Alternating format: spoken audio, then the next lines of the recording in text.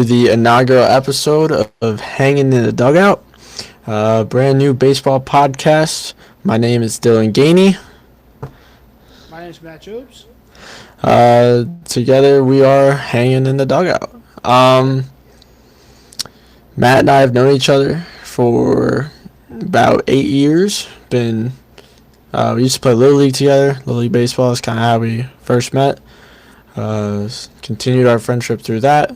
Got to play against each other again in high school, where we just got to connect more, talk more outside, off the field and whatnot, and just kind of really grow and strengthen our friendship to the point where we're now making a podcast together. So how about that? It's crazy how life works, right? Yeah, that's one way to put it. So, we just want to bring a podcast to you ladies and gentlemen, just to talk about professional baseball and the stuff that goes on in it, and even anything outside professional baseball. Like we're thinking about doing NFL, basketball as well. So. And on the concept of baseball, we got a lot to cover today, just because with it being right after winter meetings, we're a little behind. But I'm excited. We get to cover the World Series, obviously, just kind of that end of the season, and just get to look over some of the major deals from what we've got in the off season so far. So, if you're ready to get into it, I am. All right. Yeah. So obviously, first and foremost, Dodgers won the World Series. Dodgers won it all. Kind of what everyone expected with the amount of money spent last offseason. Kind of the result, everybody was like, this is what should happen. Unfortunately for me, my Yankees did not really give much of a fight. Yeah, Nestor Cortez, give it up to him. Aaron Judge dropped ball in Game 5. The unravel of that inning in Game 5. There's a handful of things you could point out to throughout that entire series, not even just those 2 games alone. But yeah, I'm telling you though, if you put in Tim Hill in that situation, or if you don't walk Mookie Betts and Nestor gets him out, or if Nestor just got Freddie Freeman out in general, the series looks very different from a 4-1 Dodgers. Basically 4-0 sweep. I think it does. I think, Game 5, I thought the Yankees were to come back and win Game 5, like they were to win Game 5, but them losing Game 5, that was... everything was right on the table for them to do so. You had your ace on the mound, and he looked great first time through the order. Judge went yard, Chisholm went yard, and you were up 5-0. There's no reason why that series shouldn't have gone back to LA. How do you blow a 5-0 lead? Well, I know. Yeah, you have the 5th inning that the Yankees had. That's just like textbook. How to blow a 5-0 lead? Watch the Yankees' 5th inning in the World Series. That video of Garrett Cole not covering first base is going to be used to torture many Little League and travel ball and AAU teams across America for generations. That's how coaches are. Every coach. Coaches are going to eat that up. This is what happens when you do not cover first base. It's true. You lose the World Series. Yeah. But yeah, back to your point about Game 1. I saw that after the game, because that Boone's a big analytics guy, which is why Cashman and Steinbrenner love him so much, because he just takes their numbers and feeds into it. Bringing Nestor in, not necessarily a bad move. It's the way they executed it. So, Nestor, great success against Shohei. He got him out, obviously. You bring Mookie Betts up. Mookie's 0 for 6 in his career against Nestor. But they decide to instead intentionally walk him. So, what I don't understand more so about is not, why'd you put Nestor in, is why didn't you let Nestor face how the numbers lined up if you are so by the numbers and love to look at the analytics. The consistency is off. And that's like the one flaw in Boone's managing that frustrates me the most, especially as a fan, is because he'll either be too by it and he won't let a player run. Like if you have Garrett Cole, for example, in a situation where he's at like 85, 90 pitches in the seventh inning, but he's got two outs, maybe one runner on, he could definitely get out of that jam. But Boone's like, nah, I've seen enough. Like I don't understand in that situation why walk Mookie. I guess maybe the lefty, but if you have a guy that's 0 for 6 against a guy hasn't gotten a hit yet, biggest stage, I'd want to roll the dice on that rather than try and see a guy like Freddie Freeman come up to the plate with the bases loaded. Well, I think Boone's thinking was, well, Freddie's not as banged up. I mean, Freddie Freeman was banged up in the playoffs in the World Series. Yeah. I totally agree with you. I mean, you have to trust your numbers. If you're going to rely on lefty, you're going to, if you're going to rely on the numbers there, you have, like, if you're always doing it, you have to stay with it. You can't change up. I think their decision was, let's see if Freddie can beat us, and Obviously he did. But yeah. again to your point, Freddie was banged up, yeah. But literally earlier in that game, he literally legged out a triple. Yeah. It was a bad play by Verdugo on left, but it's still a triple that he legged out. It's a triple in the box score. So obviously, like, he's freaking numb off painkillers and whatnot. Like he's probably still feeling it to a point, but he's not thinking about it. It's still Freddie Freeman at the end of the day. He's one of the best hitters in the league. I don't understand why you don't go, like, if you're not gonna be confident in the 0 for 6 with Mookie, why not go Tim Hill? You get the same lefty, and it's just he'd been dominant all postseason. Nobody could really touch him. Well, that was the other thing. When he brought in Game 5, it was tied. Remember he brought in Tommy Kahnle, who only throws 2 pitches in the tie game? He brought Kahnle in the 8th. 8. I think, or it was one of those things where Clay came in the 6th, couldn't finish the 7th. Kahnle finished the 7th and started the 8th because Boone loves doing that too. He frustrates me. They were facing this part of the order, and then you have Tommy Kahnle who only throws 2 pitches. It's like pretty much one.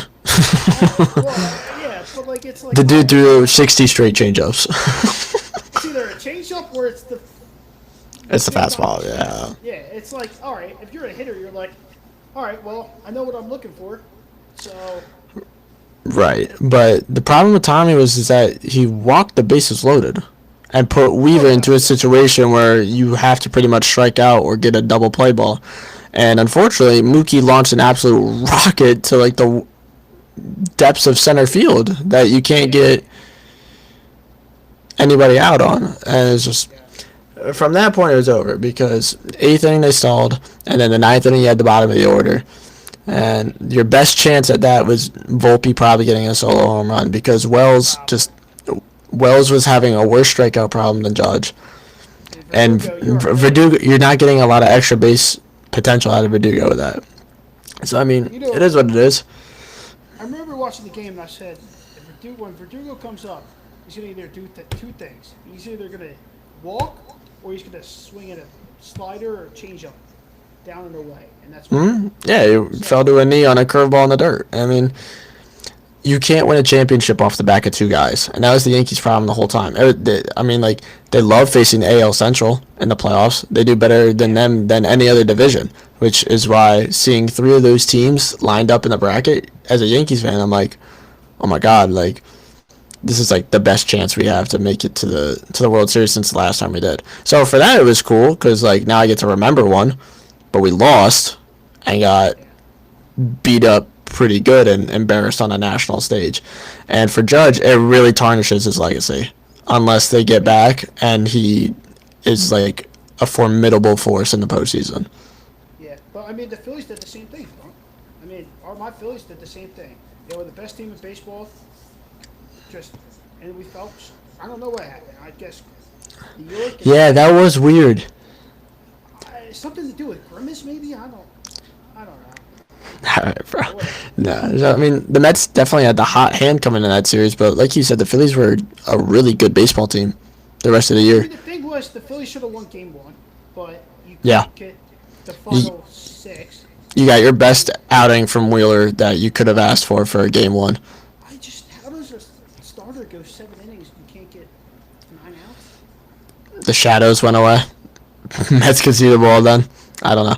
I remember that happened. Those shadows were nasty, but like Schwarber hit a bomb with it, so I mean I don't know why people are complaining. No, but like the bullpen was for the Phillies was good all year. I mean, your high leverage guys, Strom, Hoffman, Estevez. Yeah, everything just kind of collapsed a little bit. I think a little bit falls on Topper too. He kind of mismanaged a couple of situations. Yeah, I mean, another thing I think looking back is they didn't play competitive baseball for 2.5 weeks. No, and like those inner squads with your team can only do so much. Right. When you look at the Mets, they had to battle. Yeah, they played what like 10 games in 9 days, something like that. They played. They played the doubleheader, and then they went to Milwaukee the next day. Yeah, and played the whole 3, and then the Philly. Yeah. Like they were pretty much running on adrenaline. Yeah, I don't know. But it worked. And that's baseball, right, Dylan? Yeah, it It's is. a weird game we watched and we all played. So. Yeah, with all that being said, though, kind of wrapping up the 2024 season and looking into what's next, let's move into some of the off-season stuff a little bit. Before we move into the offseason, can we talk about how Zach Wheeler got robbed? You think he got robbed? Totally. How in the world do you think he got robbed? I think he was a better pitcher than Sale the whole year. Matt, don't do this, dude. All right, so Dylan, pull up his numbers right now. Hold on. So if I ask you this question, Game 7 of the World Series, who are you giving the ball to? 2024 Chris Taylor, 2024 Zach Wheeler. 2024 Chris Sale, he won the pitching triple crown. Like what? What? You can't be serious. Him and Scuba won the pitching crown for both of their respective leagues, and you think Wheeler deserves it over him? I think Wheeler had better numbers. How can you say he had better numbers when Sale beats him in every major category? I think. All right, let's just go to the offseason. Oh man! I'll top it. The only thing he had him beaten was whip. I mean, whip's important. I'm not gonna deny that, but you can't bat your eye at a triple crown either. hold on. I kind of want to compare the numbers. Now you want to look. All right.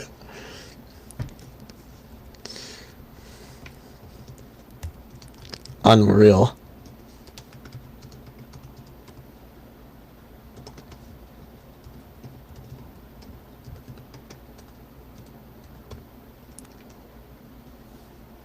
Trying to pull up the side by side. Yeah, I gotcha.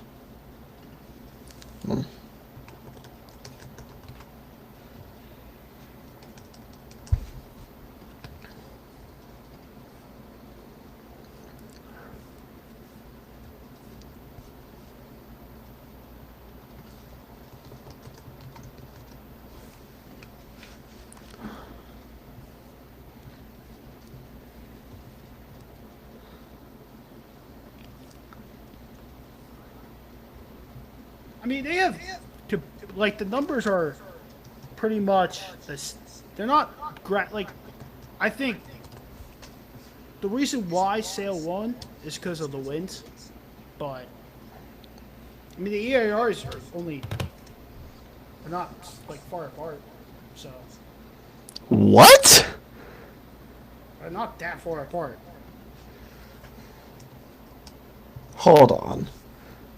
Do you mean to tell me 2.38? Wither had a Okay, Chris Sale, higher WAR. I will give this to Zach Wheeler. Decimal point. I will give this to Wheeler. He had 23 almost innings more. But Chris Sale, better win-loss record. Not that I'm a big win-loss guy, but it's there. Chris Sale had a lower ERA by 0.2 points almost. Higher ERA plus. More strikeouts in less innings. Higher K percentage. Less walks. It's really hard to argue that.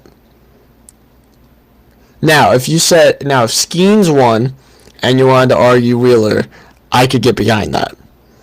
Oh well, that would have been major glaze on Paul Skeens. I mean, talk about glaze. Oh my God, Chris Sale only allowed 9 home runs too. Wheeler allowed 20.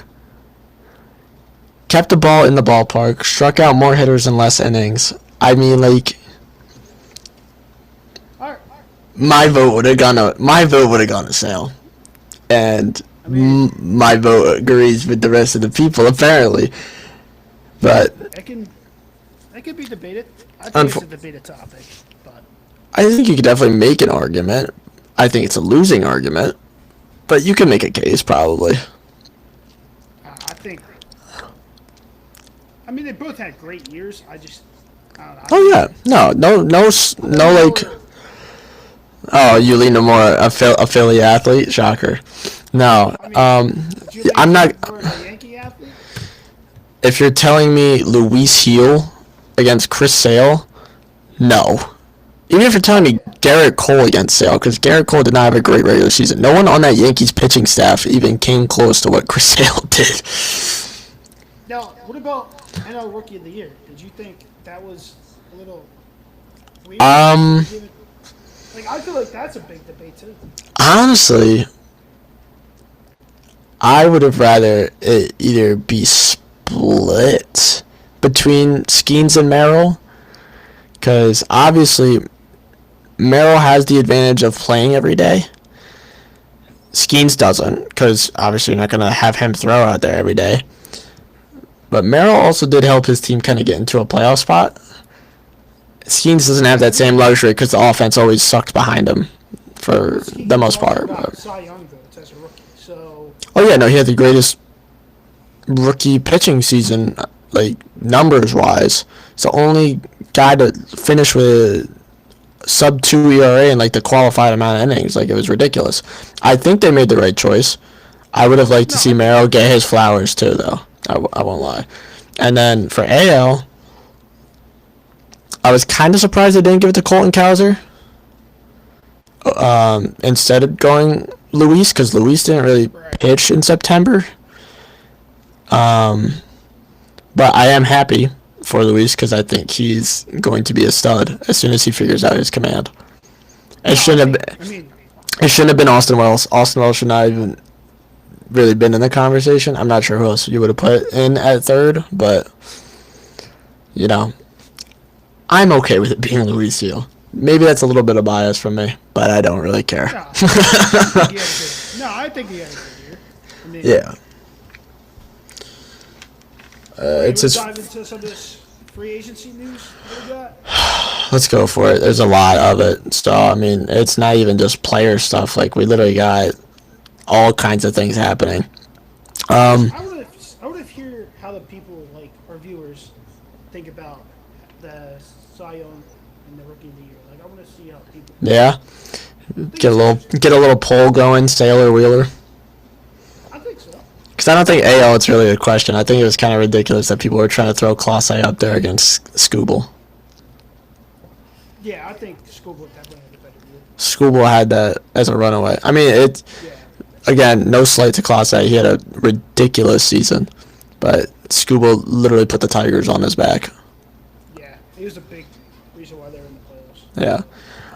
Anyways, moving on to some free agency offseason stuff. Angels got it kicked off with the Jorge Soler trade.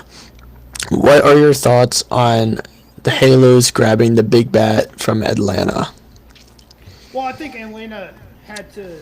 They were trying to dump Solaire because of the roster because they don't. He's more of a DH, and they already have Ozuna DHing, and he's not great in the field, so you can't really put him out in the field. And they already have a Right. good amount of outfielders. So I think you were trying to dump. You get a guy who's had, some stints at the big leagues. Hasn't really found his way, but the Braves always do this. They take pitchers that may have not had the greatest stint, and they have good coaches that turn them into good pitchers. So it's an interesting trade. It's just where does Soler fit in that Angels lineup and on that team? Like, is he the primary DH? I think he would have to be. Because you can't put him out in the field. Yeah, I mean, I know there's some rumors swirling about them dealing away Taylor Ward, but I don't even think if you ended up moving Ward that you would put Soler back in the field and even run that risk because there's really no need to. Unfortunately, it does kind of take away more of that idea of putting Trout at DH to try and extend his career a little bit. But thinking about the actual kind of lineup here, you would have Soler at DH, Ward in left, Trout in center, probably Moniak in right, or Joe Adele, whoever they want to throw out there. Not a great option, but an option. You got Shawnuel, Rengifo, Neto, and I guess Rendon if he decides like he wants to play around the infield, and you got Ohapi behind the dish. It's not a horrible looking lineup, and with some of the moves that some of the moves that they've made so far, like Kyle Hendricks, I don't love it just because Kyle Hendricks barely even hits 86 now. So I mean, it's not like an ideal thing, but it's a move. I like that they got Kikuchi. I think Kikuchi and Detmers will be a good one too. But I mean, they lost Sandoval, so they had to fill some starting pitching. And I mean, if things fall more so their way, and I think Ron Washington will want to keep moving the team in the right direction, I could possibly see the Angels maybe surprising a couple people. Then again, it's also the Angels, so probably not. I mean, the big thing is Trout's got to stay healthy, and you wonder if they would end up wanting to shop Trout and maybe trade him to a Philly team, bring him home. He's not coming to Philly, dude. Never know. He's always What would you give up? What would you give up? Are you willing to give up Crawford for him? Yes. Are you willing to give up Painter for him?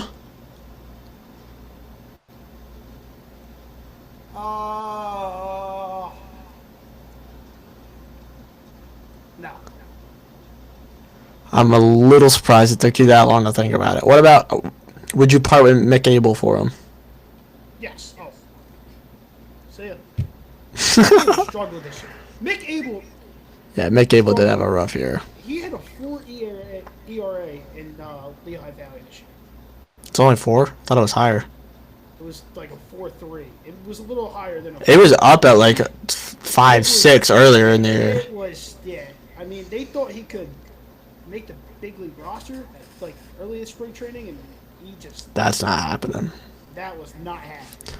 Yeah, but honestly, from some of the base moves the Angels have made, I could see some things working out for them, but a lot of things also not. So, Soler, good pickup.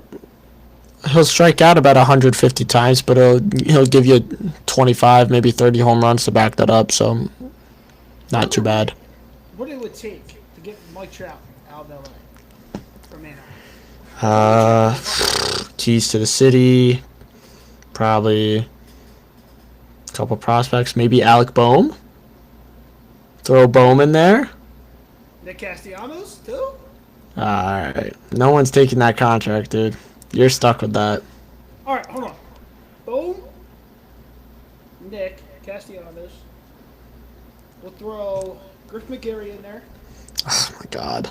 You could get Stalling. I already hung up the phone. I already hung up the phone. McAble. And The phone has been hung up. Like, oh, I personally, as the Angels owner, I'm not taking Cassie's contract, especially when I'm trying to get off of Trouts. If I'm trying to shop him. No one wants Bomer Casty right now, so. I mean, do you even really want them on your team right now? Or I mean, I'm not like mad that they're on the team, but I mean, if we could upgrade. might not be a bad idea, because we'll talk about it a little bit later about an upgrade that you guys probably should have got, but got our boy in pinstripes over there. Speaking of the Yanks, let's talk about them a little bit with the Garrett Cole opt-out. That was weird. Like, obviously it was more of like let's see if I can get some extra money out of this kind of thing, but it lasted like a couple days. No, he stayed on the original deal, didn't he? He just returned with like nothing happening. And it was after like 2 or 3 days of stalling. Like, I understand if he drags it out a couple weeks trying to like test what he could get from other teams. But it was just like a little tease almost. Like,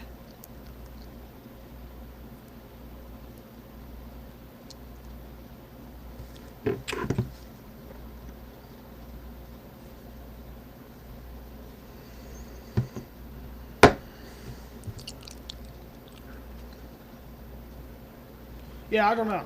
yeah. It was either very little money or nothing really got added onto it. I think he got like $1.5 million. Maybe. But then it was just like, it was weird. Because especially with all of the drama surrounding a certain corner outfielder that we wanted to keep around. The Garrett Cole opt-out stuff. We'll get to that. It's just the Garrett Cole opt-out was a really weird kind of thing that happened, especially just after losing the World Series. It almost felt like everything was just like crumbling down all at once for a second. It was not a fun time. I'll tell you that. But yeah, let's talk about the Dodgers a little bit here, because again, all we talk about is the Dodgers. Like, this whole like episode so far has been. They're making moves. They're winning championships. They're putting their money where their mouth is and actually doing some stuff. Like, I mean, well, they're making headlines. They're giving us stuff to talk about. You can't really fault them for that. can't. But The first couple of things was that Brusdar and Shohei both underwent labrum surgery. Shohei for his non-throwing, Brusdar for his throwing shoulder. Brusdar won't be back until like the second half of the season now with that, which makes the Blake Treinen re-signing really important. But for Shohei, we talked about this a little bit before we started the episode, just trying to get an idea of maybe like what this could look like, but how does this kind of like throw a wrench almost into Shohei's rehab for his own pitching journey? Because he's talked about it, and the Dodgers have talked about it, wanting to have him ready for opening day of next season. I don't see that happening. I mean, it's already December 19th, and we haven't heard anything. I mean, I would think you would hear something after Christmas. But I mean, yeah, this is going to be interesting. I mean, you would think he would start a training program for to get back to throwing. I mean, that's what I would think. But well, yeah, he was throwing off a mound in the bullpen before like the World Series and the postseason started and stuff like that. And there was like rumors of them toying with the idea of like bringing him in as a closer. Robert shut that down very quickly. But like, with the surgery now done, what does his timeline even look like? Like, would we even see him throw a pitch for the Dodgers before like the All-Star break? Like, as crazy as that sounds, I could see him starting early May, maybe June. Okay. But I mean, I think that's a reasonable timeline for him, but it's gonna be you got 9 years left on this guy's contract. You're not gonna waste half of one to get half of the player because you still have his bat. I mean, the guy just created the 50-50 club. Like you're not worried about him pitching right now, especially with the signing of Blake Snell, which is our next thing that we were gonna bring up about these. Oh my god, I really just the Dodgers piss me off. They're like $182 million for 5 years, with 60 of it being deferred. right. So they get a third of his contract off the books until it's done. And now they stack that rotation with a two-time Cy Young Award winner. I mean, it's a great move. I mean, they got him only $36 million a year. So Only, yeah, no. Like, obviously, yeah. A guy like Blake Snell with his resume, anyone's going to want him. Hell, I wanted him. But, like, the rotation now consists of Shohei when he's healthy, Yamamoto, Glasnow, Kershaw, I guess, whenever he feels like it, freaking Gavin Stone, Bobby Miller, Emmett Sheehan, like all these young guys that have proven that they can pitch at a big league level. And now they add on one of the best lefties in the game. Like, they're setting themselves up to be back-to-back champions here, and it's just like, people are gonna hate baseball for a little bit. Like, I mean, we've already seen, the big discussion this offseason was, should we put a salary cap? Yeah, When the CBA comes up in the next couple of years, and they're going to do it, I don't think they'll end up doing it. No.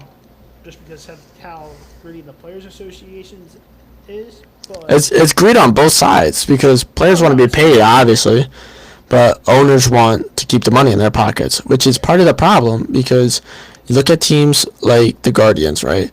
I saw this while the LCS was going on. They let the last four teams and ranked them by payroll, and the Yankees, Dodgers, Mets were all in the top 5 this year, but the Guardians were like 24th. And then a graphic under that shows like the wealth of the owners and then the cap space that they have, and their owner is a very wealthy man. He's a multi-billionaire, and they get about $150 million in cap space to work with all year. So it, in some ways, yeah, a salary cap might help level the playing field out a little bit. But how about you get an owner that actually like cares a little bit about the team and doesn't want to be kind of lazy and hold on to his own money for the fun of it? Like, there's two sides of it, which is why the Dodgers are doing as much as they're doing, which is why Steve Cohen is basically a fan running a team and dropping his millions all over the place. Like, there are people that are out there doing it just for like teams like the Guardians that are a little bit smaller market in Cleveland. Like, they're not. And it's the same thing that happened with the A's, which is why they're now in Sacramento for the next 3 years. the other thing with Snell is you look at, he took that 1-year prove-it deal and ended up getting the contract on the end. Good work by Boris and, Yeah. I mean, It looked like he was kind of like setting himself up to fail a little bit just because of the late start and how long it took him to actually get the deal. But he had such a good second half that honestly he got every single penny that he deserved. Which leads us to their other contract extension, their big postseason hero, little Tommy Edman there, 5 years, $74 million contract extension with an option for a sixth. I love that deal for both sides. I mean, you avoid, him ever touching free agency, get the contract extension for that. And, I mean, he was good for them in the playoffs. And, I mean, they had 17 deferred as well. So. Tommy's always been a guy that kind of like flies under the radar up until this postseason a little bit. Yankees have always talked about getting him. I wouldn't have minded that because of, one, his defensive versatility. Dude plays literally everywhere. He's a switch hitter, and he unlocked some power somewhere this season to the point where he's hitting a home run off Sean Manaea in Game 6 of the NLCS to send the Dodgers to the World Series. Like, I think it's a good deal for both sides. And speaking of Mania, let's talk about the Mets a little bit. And they're... You want to talk about the big addition first, or you want to talk about the other additions? I mean, they got a guy that I really wanted to hold on to in New York. They gave him more money than I think he deserves. But Clay Holmes on a 3-year, $38 million deal to the Mets to become a starting pitcher is something That's interesting. I'm not a fan of. I'm not going to lie to you. I mean, you wonder if he's going to have an innings limit because he's going into from being a reliever to a starter. So that's another interesting thing you got to watch. And I mean, honestly, he's hit or miss. So Honestly, the innings limit isn't necessarily an issue to me. I think the term starting pitcher is actually going to be a very loose thing for Clay. I see Clay more as like an opener kind of guy, like a 2-3 inning maybe, and then piggyback a long reliever off of him. Because you look at some of his numbers this year, like the ERA is so good. The ERA was like mid twos, like 2.6 or something like that. The WHIP was still fine. Had the highest ground ball rate in all of baseball this year. It was almost 70%. But the problem with that was I think some of it lies within the Yankee defense, but some of it also lies with just like his own kind of like pitch scheming and whatnot. Is that when hitters see him, they see him very well, and it turns into a stretch. So instead of having a 1 or 2 inning try and like save opportunity to try and slam the door down, get some guys out and whatnot, you're asking him like in their plans to go out there 5-6 innings and try and do that. If you can do a stretch where it's like the 2nd or 3rd inning and he just has one of those innings where it's just like never ending, just like ground balls through the whole little line drive in the gap, and then like an occasional home run where they barrel up the sinker, you're going to find yourself in some trouble. Now, the lucky thing for them is that for a starting pitching contract, it's not crazy money, which is ridiculous to say since it's almost $13 million a year. But they signed a reliever to a reliever contract in hopes that he will pan out as a starting pitcher. Kind of like what Seth Lugo was trying to do last offseason, and the Royals turned him into an all-star and a Cy Young candidate. So, I mean, yeah, I think you got to be careful when you go. You sign a guy who's done relieving and he's going into that starter role. You don't want to put him in overuse, because then you don't want to hurt his arm. And yeah, it's something to look at. Like the training staff for the Mets will definitely take a look at it. Mm-hmm. But I mean, starting pitching is obviously something they need to pay attention to because they lost Severino, going to the A's on that 3-year, $67 million deal, which was ridiculous. That was interesting. John Fisher finally decided to spend money once the team's out of Oakland. Just it pisses off baseball and all for the right reasons. But you lose Sevy. Manaea's still a free agent, and he's probably not coming back from what I've seen. I think it's weird they wouldn't try to, because they made Manaea into with the crossfire stuff. So right, yeah. Recipe going with him. I don't understand why you want to. And the same thing on the other side is just like you find something that works with like a coaching staff that really try to like help you get back into things. I don't know why you wouldn't stick with that, but I know he's actually he's probably looking for some big time money, so that probably plays a part in it. I mean, he pitched his butt off during the postseason, so you got that, and then they also brought in Frankie Montas on a 2-year, $34 million deal. So they're trying to get that rotation up a little bit, and for them, they're kind of hoping that Clay Holmes experiment pans out. But now Montas is the 5, and then you think Clay's the 5, Montas is the 4, and then Senga's the 1. Like that. Senga, no doubt, is the one. Senga will definitely be the one. Clay and Montes, like, what do they? I could see any of them being anything from a 2 to a 5. Because, like, it's so up in the air. I don't think Montes has ever, I mean. Because they still have Peterson, and Peterson wasn't horrible. Peterson wasn't bad by any means. Like, he's a solid 3 or 4, so probably somewhere around there. And then they also signed Griffin Canning today. So, or yesterday, excuse me. But like, and then obviously, You think they'll bring Pete back? no, no, Pete's gone. I'm not sure if he really wants to come back either. Not gonna lie to you. You think, honestly, this is gonna touch you a little bit, but Pause. do you really think Soto like didn't text any of his teammates when he left? Okay, well first, elephant in the room. Yes, Juan Soto, biggest contract in baseball, or excuse me, sports history. Can we talk about how $751 million for DH? 751. It was 765. Am I misreading this? Yeah. I got the charts pulled up right here.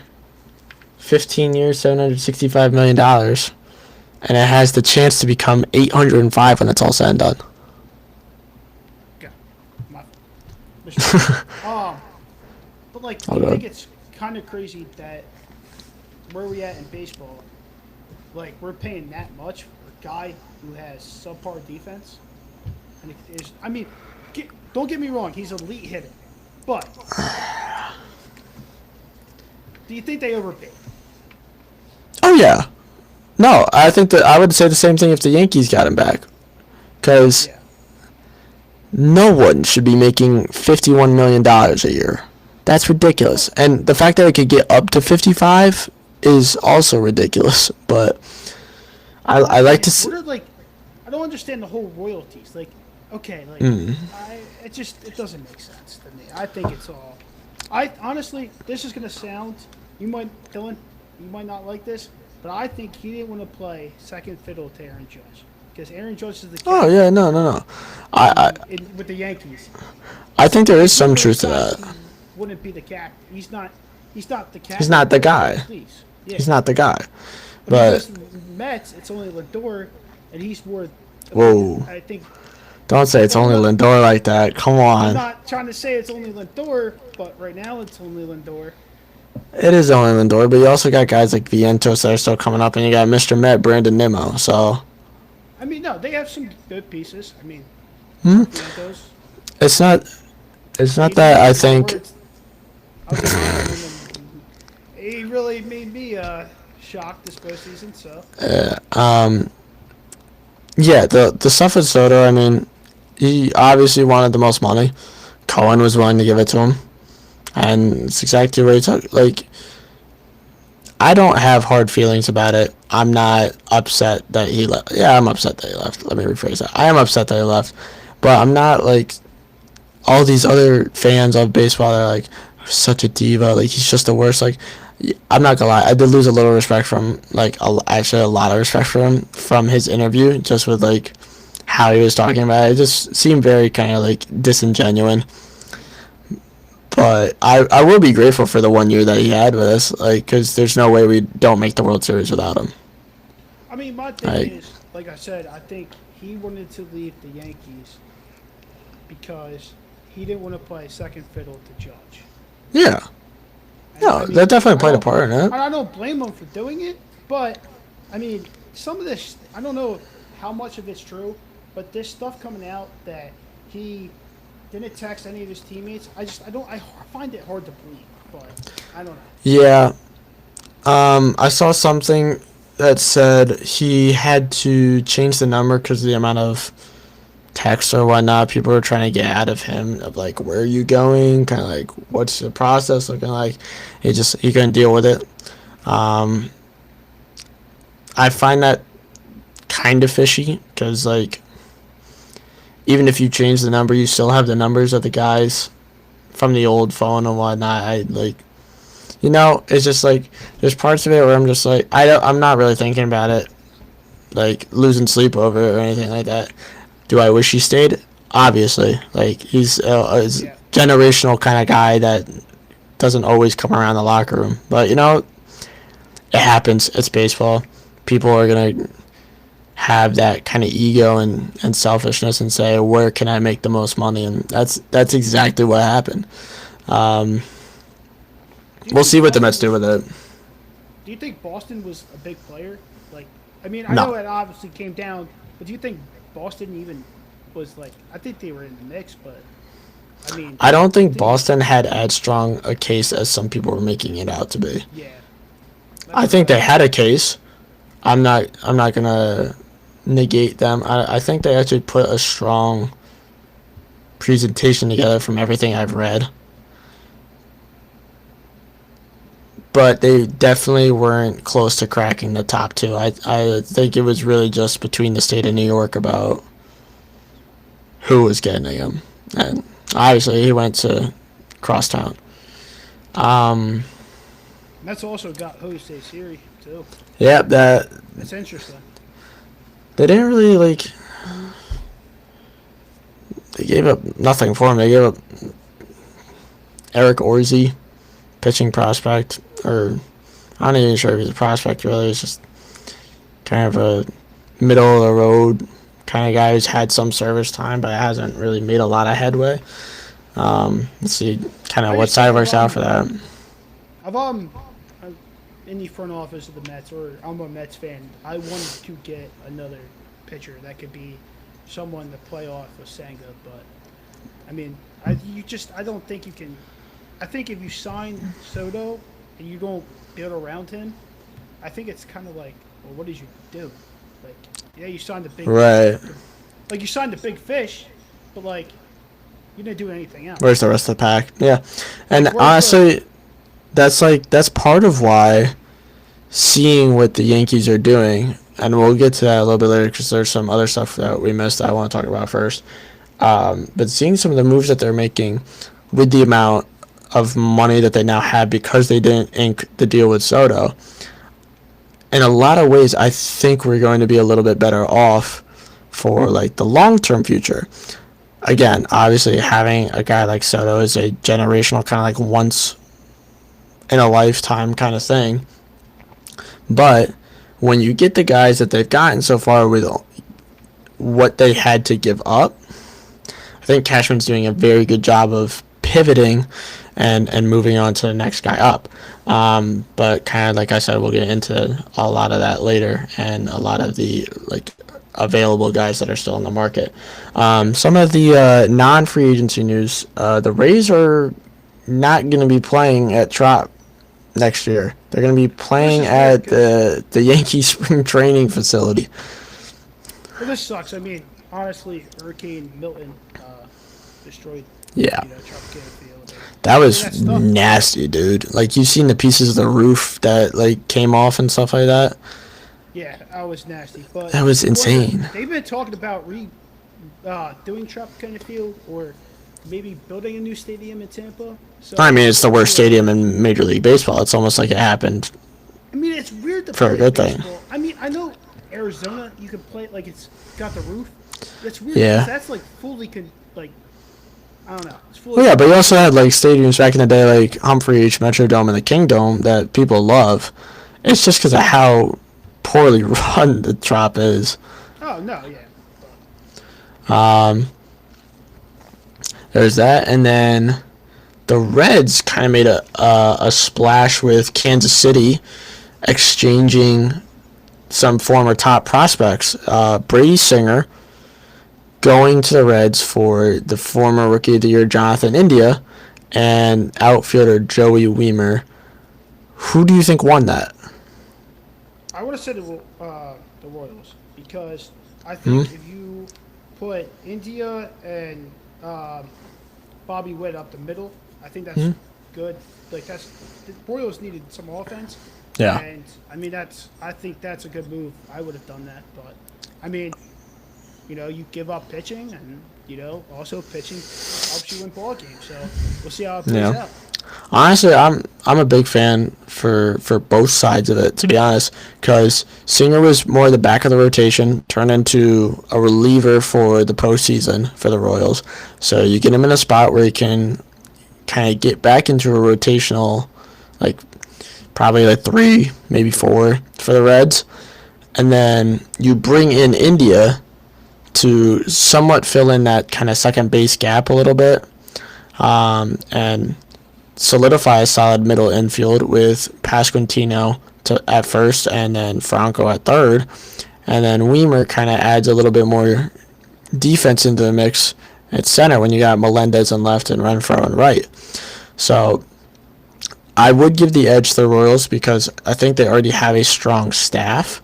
So they didn't get weaker there from losing Singer, but they did get stronger from an offensive standpoint, getting India and Weimer. So I like that a lot. Yeah, I think it was a good move. Some kind of lower stuff, not lower. I mean, everything is important around the league, but yeah, the former Yankee catcher Higashioka going to the Rangers. The former Yankee Aroldis Chapman heading to Boston. That should be fun.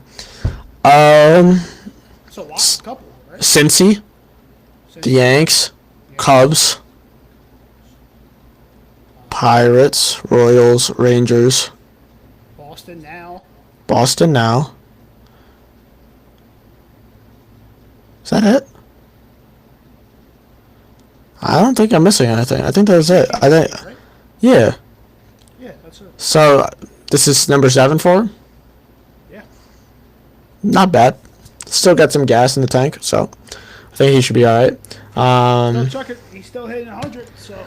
Yeah. Bieber went back to the Guardians on that 1-year deal. That's a good and then the Giants finally got a guy. They kind of got some bad luck here in the last couple of years with free agency, but they finally Judge, Snell. Snell not staying. But they got hopefully what is to be their guy for the next few years in Willy Adames. A little 7-year, $182 million deal. What do you think of that? I like it. I mean, Buster Posey's now running the ship over in San Francisco, so it's going to be interesting to see what he does. I'm excited to see Buster in the front office. I think he wants to see. Like him as a player, so. Oh yeah, I love Buster. I think he really wants to see San Francisco get back to kind of how things were during his prime, like the early 2010s, and have them be a lot more consistent. They haven't been bad since the 2020s started because they had that one really good year, 2021, where they won the division. But it's been kind of middle from LA. Yeah, it's been kind of just middle of the road for them for the most part, though. So I think the Adames domino is kind of the start of something for them, hopefully. The Orioles made a couple moves. They grabbed Tyler O'Neill off the market, which I think is going to be a really nice deal for them. Tyler had a really solid season for himself. Kind of fills in that corner outfield spot in case Santander decides to go somewhere else. They grabbed Gary Sanchez as a backup catcher because McCann left, or they just let him go. And they got Gary's still making good money for himself. Yeah. As a backup, he's setting himself up nicely. Me and you pulled for Gary because we were able to watch him down in Trenton. So yeah. I think we kind of both have a soft. I mean, you definitely have a soft. Gary's got a soft spot in my heart. Yeah, and then they also nabbed Sagano out of Japan for a $13 million deal. Lot older than some of the normal kind of international free agents that we see, 35. But, I mean, 1.67 ERA, only 16 walks in 156 innings. Like, it's pretty good. So, yeah, I mean, you watch MLB Network, they've said he's one of the best pitchers to come out of Japan. Yeah.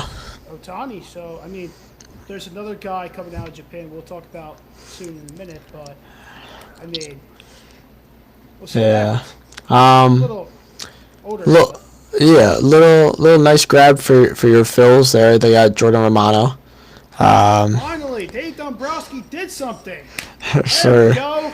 what was it for 7? Yeah, not bad. I mean, I like the Good. move. I mean, It's a good 1-year deal for a bullpen arm. Was a 2-time All-Star. Had got hurt.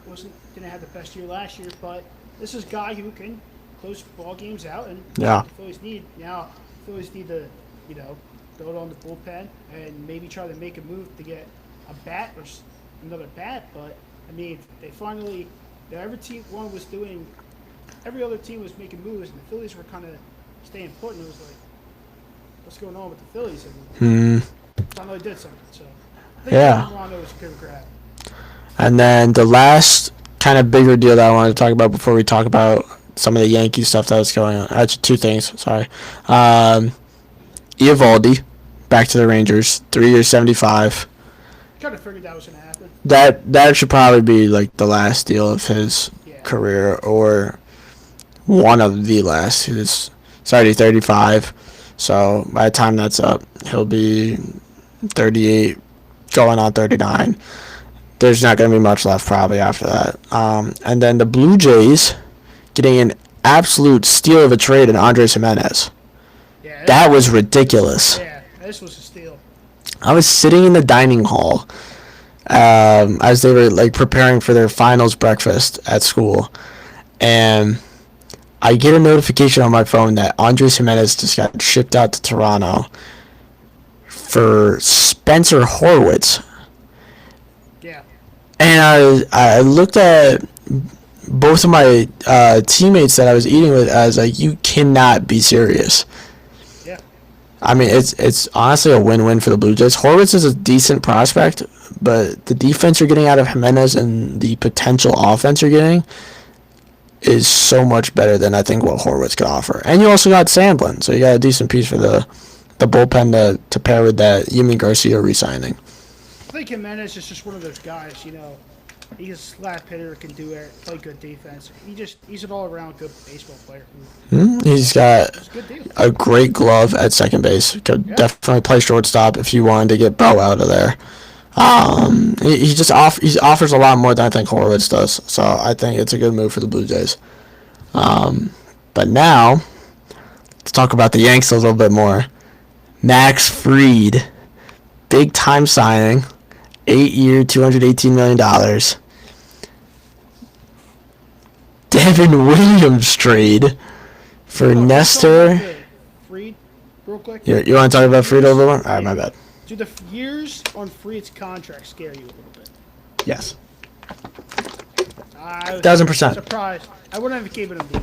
I would have tried to do something. I would have said 6. I would have said 5 or 6. Yeah. Maybe I think. I would have tried to.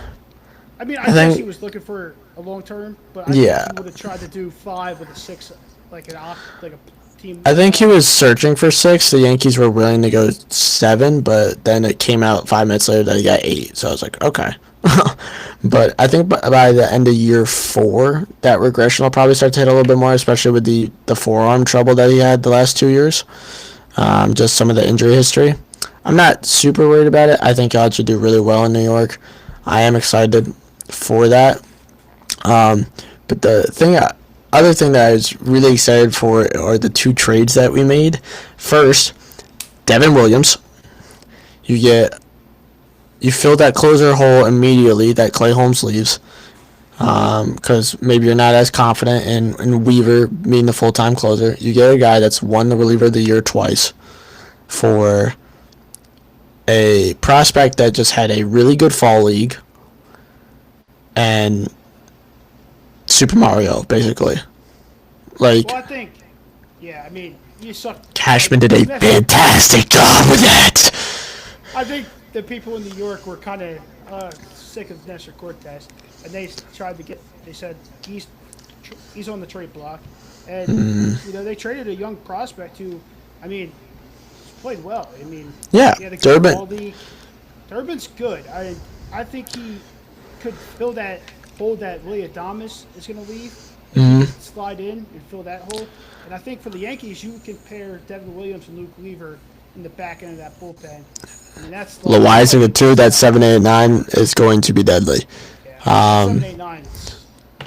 For Durbin, I see him playing more second possibly and having them move Terang over to short possibly, just because Durbin is 5'6". I Yeah. don't really know the last time I heard of a 5'6" shortstop starting main time in the majors. Not that it can't happen, but it's not as likely. Yeah, no. He's a good hitter. Reminds me a little bit of Altuve, as much as I dislike him. But he's got some 20/20, maybe even 30/30 ability if he really breaks out to what he can do, and if that glimpse of the fall league that we saw is just the beginning for him. I like Durbin a lot, though. I think he'll do well over in Milwaukee. And then the other thing is throwing $5 million and Cody Poteet in for Cody Bellinger. Like, and I know the report said that they told him he was going to play center. Boone said that those were false. So leaving that door open for Dominguez still, and having potential of left field and first base still open for Bellinger gets me that much more excited for it. And he could play the short porch. I mean, that short porch. Lefty pull? Come on now. Come on now. Right. That's PB&J for him, bro. You know, I saw the picture of Stanton, Judge, and Bellinger at the All-Star game. They were all like, from 2017. Yes. Yeah. We reposted. I was like, man, I wonder what people are thinking. Like, these guys ever got together? You know, remember that was when Bellinger had the MVP year. So, yeah. No, he had 2019. 20, yeah, but he was on the comeback. 17 was 17 Stanton's year that he won. Yeah, 17 was Stanton. Yeah. Because that then that offseason he got traded. Yeah. But yeah, very good kind of rental move, like not giving up too much for it. Yeah, I think even if it doesn't work out, it's not like you're losing out on a lot. Poteet was a decent guy that stepped up for us when we had injuries this year, but it's not a generational prospect that we're really losing out on. I mean, the thing is, too, they got cash on the back end, too. So yeah. They saved a little bit. We're still eating a decent amount of his contract, but oh well. I mean, you gotta pay the players to win, so. Yeah. And then this one, unfortunate for us, is our rivals, the Red Sox, nabbing Garrett Crochet from Chicago. Yeah, I mean, the Phillies were in talks, and I guess the talks fell through because. That's another disappointing one for you, isn't it? This would have been nice, but after looking what the Red Sox gave up, I'm we're like, I mean, they gave up a lot. I mean, Teal being the headliner, of course. Yeah. The catching position isn't. I mean, there's nothing really secure on the White Sox except for maybe Robert's spot in center. But you got Colson Montgomery on the come up already. You have Hagen Smith, who you just drafted. You got now a really good catcher in Kyle Teal that'll develop. Braden Montgomery, who is an absolute cannon. Dude, I see. Braden Montgomery's the one player I want to watch in this trade. You look back at this because he killed in college baseball. Oh yeah. Florida State. I mean, there's a big reason why they went to the World Series. He was, and he was probably the best hitter in college baseball this season. No doubt. I mean, they gave up a decent amount. So, but prospects are prospects. You know, you have to learn. You know, not everyone's the best player. So. Oh yeah, I mean, it's a risk and reward kind of system. You got a guy that's proven that he can succeed at the major league level, and you got guys that are projected to. So, they'll see if it works out for him. Kind of praying it works more for the White Sox than it does for the Red Sox, just out of my own selfish nature. But on the other side of Chicago, the Cubs got a big-time deal done in getting Kyle Tucker for Paredes, Wesneski, and the big one here, Cam Smith. See, this is the thing I've been asking myself is what is the team's appeal with Isaac Paredes? Because remember, this trade line, he was a big-time name at the deadline. He was the Dodgers wanted him. Everyone wanted him, and they were willing to give up everything for him. There were ties to us with that, too, yeah. I don't know if you saw this. I forget who posted it on X, but they posted like what his actual hits would have been if he played at Minute Maid Park for like the majority of his games. If that rings true, he's going to be filthy next year. He's such a pull heavy hitter. Those Crawford boxes he will be licking his chops at that. It's weird. I mean, why? I don't understand. Is it weird that Chicago got Kyle Tucker? Because they still have to re-sign him. Right? Yes and no. I mean, like any team that got him is going to have to re-sign him, but I don't think Chicago's a bad spot for him necessarily, especially with them moving Bellinger. Yeah. Just because you'll have Happen left. Who's playing center for them? PCA? Yeah, Beaker Armstrong. Yep. So you'll have him in center. Who do you bump out, Saya or Ian Happ? Do you put Ian Happ back in the infield? Like, I just thought about that now. Like, I didn't even think about that when the trade got done. Like, well, Happ can play the corner infield, right? Like, he could probably play. He could probably play third. I knew that he was more of a second baseman when he played infield. So I don't know if you want to move Horner over. But you already got Swanson at short. I don't know what they're gonna do. Yeah. Maybe they'll put Saya at DH. It's interesting. It'll be fun. Honestly, I'm gonna tune into a lot more Cubs games this year. I'm not gonna lie to you. Yeah, I mean, especially if they get a certain pitcher to team up with Shota. I remember when we went to the Phillies game and we were watching. We were sitting, when the Phillies clinched. Remember they? Yeah. Yeah, that was an ugly game. Yeah, Pete. Can't say his name. PCA? PCA. Can't say his That's easier, yeah. He can flat out run. Like, he's quick. Yeah. He's quick. I remember watching the game and I was like, wow, he's quick. Yeah. And then the last kind of trade that happened was the A's made another move, again, surprising, now that they moved out of Oakland. They got Jeffrey Springs from the Rays. Like, Yeah, this is weird. Springs is a good lefty. The A's, like, don't call me crazy. They could be pushing for that 6th seed next year. Think about it. They got Sevy leading the charge at the rotation. Obviously, he's not the same guy he was, but he could lead a rotation as a veteran. Springs is a solid lefty. I know he's coming off injury, but he's a solid lefty. J.P. Sears is a decent lefty. You got Mason Miller in the bullpen. You have bullpen pieces that can work. Their offense isn't even that bad. I mean, Lawrence Butler is gross. I forgot it. Dude, Brent Rooker. Remember? Shea Langoliers. Shea's a solid catcher. Yeah. Remember when Lawrence Butler had like a 3 home run game? Yeah. Series against the Yeah. Phillies? He went the first night. He went bananas. And then the next game, he had a triple and he went yard, and then he had the 3 home run game. Ow. Yeah, and they have all three of those guys that are kind of like proven. They have J.J. Bleday, who's been solid. They still have Esteury Ruiz. Like, there's some pieces there that if they click together at the right time, they could make a little bit of noise. So I'm excited for that.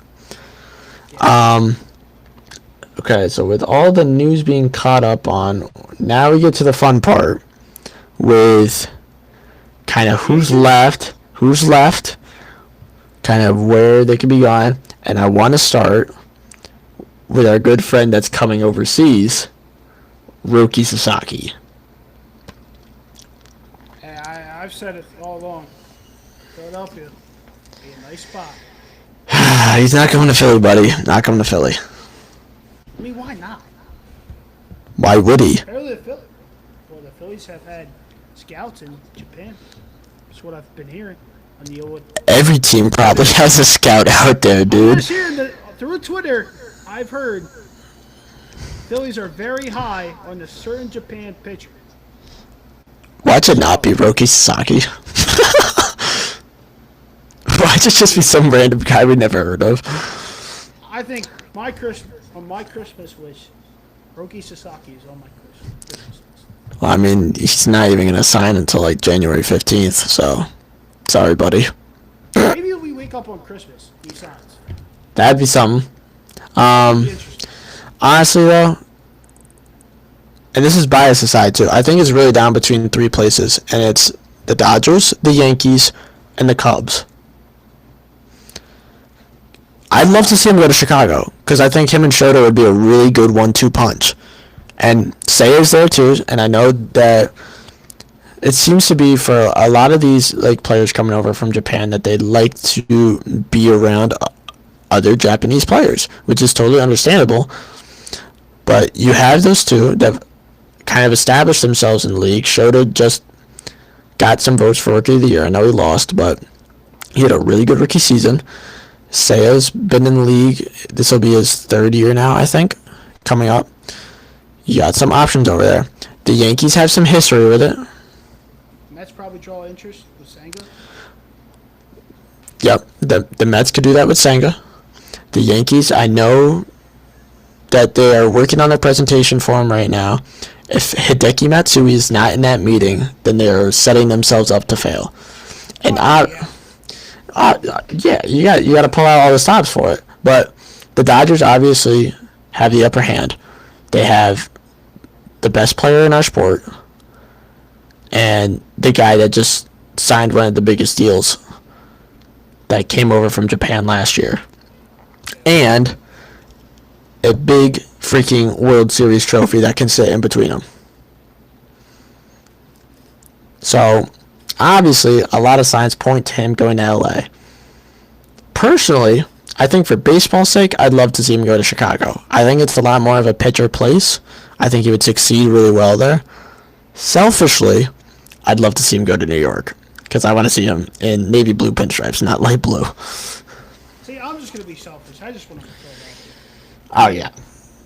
I mean, if you could do Zach Wither, Aaron Nola, Ranger Suarez, Roki Sasaki, Christopher Sanchez. You're putting Sasaki fourth? I mean, you're putting him second. I mean, I guess I'm giving Nola's tenure a little. I gotta give Nola his respect. Okay, you can give Nola his respect to the tenure, but I'm not starting Ranger Suarez before I start Roki Sasaki. I mean, I wasn't doing any order. I was just my bad. My bad. I mean, I don't know. We'll see. We'll see what happens. Alright. Alright, so What about Burns? yeah, that was the next thing that I was going to segue into possibly and ask you about.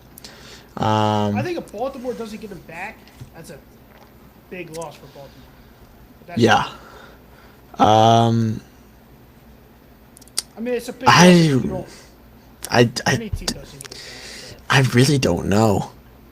He really could go anywhere, because there hasn't. At least from what I've seen, there hasn't been a lot on him. But I mean, he's not the only starting pitcher out there. I did see the Cubs were interested. They were like driving out the bird. Yeah. I mean, you got other names out there. You got Manaea still out there. You got Flaherty still out there. You got, I mean, obviously they're not the same guys that they were anymore, but their names still draw interest. You got Scherzer and Verlander still out there. Even guys like Jose Quintana. Like, Quintana wasn't a big name, but he was serviceable for the Mets. Oh, and Walker Buehler. Literally talked about him earlier. He's out there ready to go. Like, I think. What do you think he ends up? I think the talks with New York are gonna stale. Like, I don't think he's gonna come here to New York. I could see him going back to LA, but not with the Dodgers. I could see him possibly going to the Angels. Be interesting. I think if the Angels actually get Buehler, got a decent little stack at the rotation there between him, Detmers, and Kikuchi. So I saw something the other day, and I don't know Okay. how true it was. Okay. Yeah. But senior writer Ken Rosenthal, so on Okay. foul territory, he said Dylan Cease could get traded. Do you Okay. think if Cease was to get traded, the Padres would definitely sign Sasaki? Oh. But that would be my thinking, because you would think Darvish would be the Japanese pool to get him over to Right. San Diego. That's actually really interesting. I didn't even think about that. I mean, I was listening, Foul Territory with a good baseball show, like our Yeah. show, and Ken Rosenthal said, gotta trust him. So Ken Rosenthal's the usually pretty Padres- good source. But yeah, Padres are kind of like open market, basically. yeah, apparently they said Manny Machado might get traded. Manny? I didn't see that. Where'd you see that at? I don't know, it's just a rumor. Gotcha. But yeah, I don't think they're bringing back Kim because I know he's a free agent right now. I think he's going somewhere else. But yeah, trading Cease to get Sasaki would bang, low key. That would Yeah, bang. But where would Cease end up? That would be like, would they trade Cease to? I feel like Boston just gave up whatever they had. Boston? If Cease goes to They just Boston, gave- I'll quit. But they just gave. They gave a up ton what to they had. Chicago. They gave Yeah. up a ton. I mean, it leads back to all the same spots like New York, LA, like Cease to Philadelphia? Cease to Philly. There you go. That wouldn't be bad. That wouldn't be bad. I could That'd give you guys like a solid 3, solid 2. I'd put him ahead of Nola. I think people's the tenure organization you would give it to Nola, but I feel like skill wise you would give it to Cease. Yeah. But yeah, that is interesting. And then some of the other kind of big time free agents that we got going on still. You got Bregman still in the mix. Got Teoscar, Pete Alonso. People Well, like Christian Did you Walker, Santander. Like, there's a lot of names that are still out there that haven't really done we anything talked yet. about this, but Nolan Arenado Oh, this trade right. Yeah. to Houston. So that was interesting today. I thought that was weird, but I don't know. It's weird that he declined the trade to Houston. Yeah, I saw something say that he wanted to let the process go a little bit longer, which, okay, but like kind of a strange reasoning of why to decline. Yeah, I didn't think the Astros were on his list of people he would waive the no clause trade or the no trade clause for. I could be wrong about that. I think he might want to see those. But it's just like the reasoning behind that is just kind of iffy, and I don't know why the Astros would go after him if they just got Paredes. So some it's not really adding up. Unless they're trading Paredes. That would be something. But I mean, yeah, there's a hefty amount of first basemen that are still on the market. Christian Walker being one of them. He's one of the big. Him and Alonso are probably the biggest two. Him and Alonso are headlining that field. But you also got guys like Jerks and Profar that are out there coming off a really good year. Could go anywhere that they want. Santander's out there. Where's he at? He's like. There's been a lot of ties to New York. And I mean, honestly, that's just what happens every offseason. New York gets their name thrown in everything. Because I But think with Tyler O'Neill, they kind of moves Baltimore. Like with the people they have coming up. it could, like, because they have Kauser, they have Kierstead, they still have Mullins. Like, their outfield's pretty stacked already. They don't really need Santander. Santander helps a lot because of the power he brings. I don't know though. I know it's interesting. I think you're not going to see anything. I mean, now this is going to be the. No, I think we're gonna hit a stalemate here for a little bit. You're gonna hit a stalemate for next. I think the next until after the holidays. Yeah, I would be shocked to see a lot of movement until or like before New Year's, honestly. Yeah. I just thinking with the holidays and everyone's spending time with their family. Yeah. It's hard to get deals done. But, Yeah, you get some big stuff out of the way, kind of in between Thanksgiving and Christmas, and then once Christmas and New Year's wraps up, then it's kind of like the floodgates almost open up a little bit, and everything starts coming out. So. And we're not too far away from. No, we're under the 100-day mark for opening day. Yeah, we're almost at the end of the regular season for football, so. Yeah. Baseball's right around the corner again, which is weird to think about since it just ended a month and a half ago. Almost 2 months ago. Yeah. Yeah. Now, Dylan, me and you have talked about this, but me and you are big MLB show players. Yeah. So, where I'm going with this. Who's on the cover of MLB? We have had this conversation before.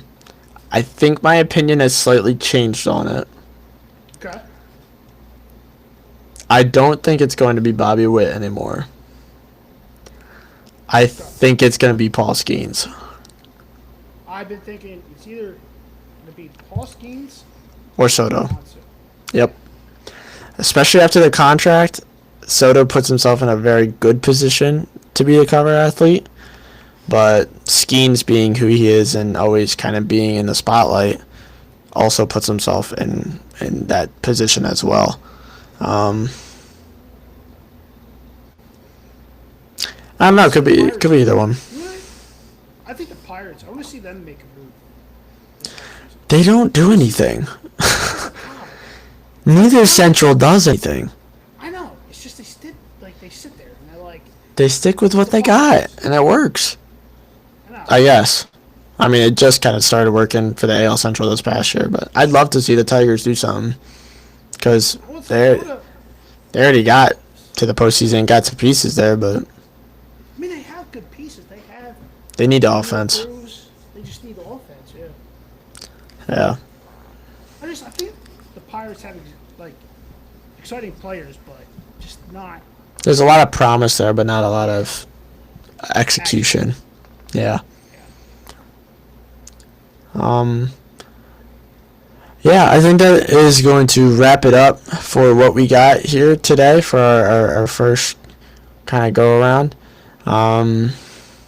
This was fun. I love getting to catch up with the off-season stuff and looking at all the moves and whatnot. Is there anything else that you kind of wanted to get out before we wrap things up? I love talking baseball. Talking baseball and sports in general is it's fun. And you know what? This is the best time of year to do it. The game's not being played, but just to talk about some of the drama and some of the free agency stuff that's going on. Yeah. Yeah, I'm really glad we got to do this, got to get things started and kick it off with a lot going on, a lot to cover and a lot to talk about. I think it was a good starting point. Yeah. Well, I feel like a question I have to ask you, Dylan. Oh, okay. Yeah. I want to ask the listeners, who's your sleeper team? Sleeper team? Who's the team you're like, man, this team could do something coming into 2025? I said it a little bit ago, so I'll say it again. I like my Sacramento A's. I'm not going to lie to you. I think they could surprise some people. Interesting. I really like the Jeffrey Springs trade for them. I'm just not high on the A's. You can't be high on the A's. It's not possible. The 8. But that's what makes You it know? perfect for a sleeper team. I think my team is going to be the Cincinnati Reds. Okay. All right. So like a little thinking about it. Yeah. Okay. I could see it. I could see it. I think this might be. Is this Ellie's year to break out and finally show us? Like Ellie.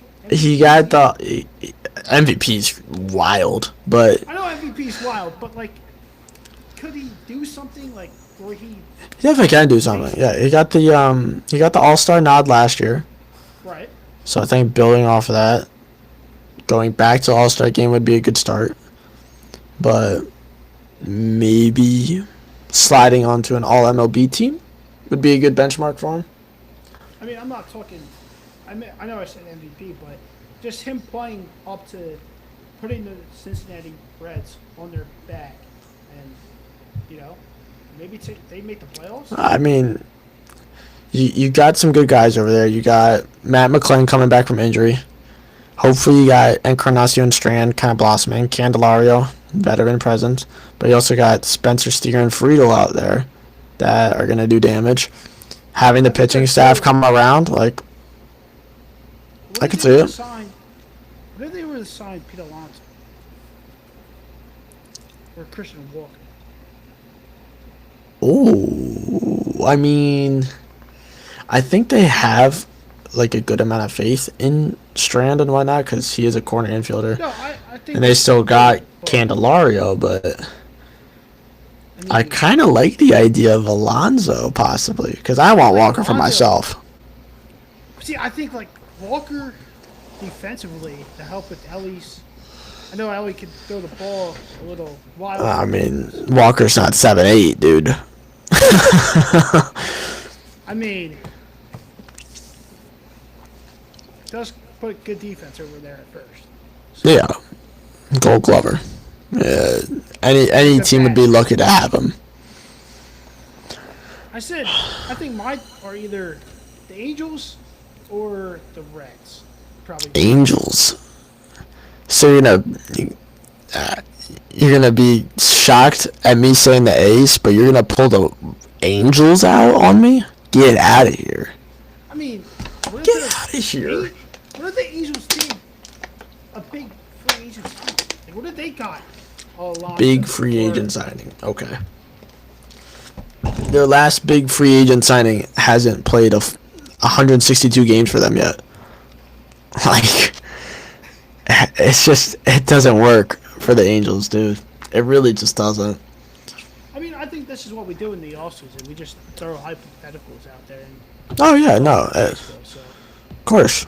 Like, that is the fun of it. But then you also get to laugh at some of them just because of how silly they sound.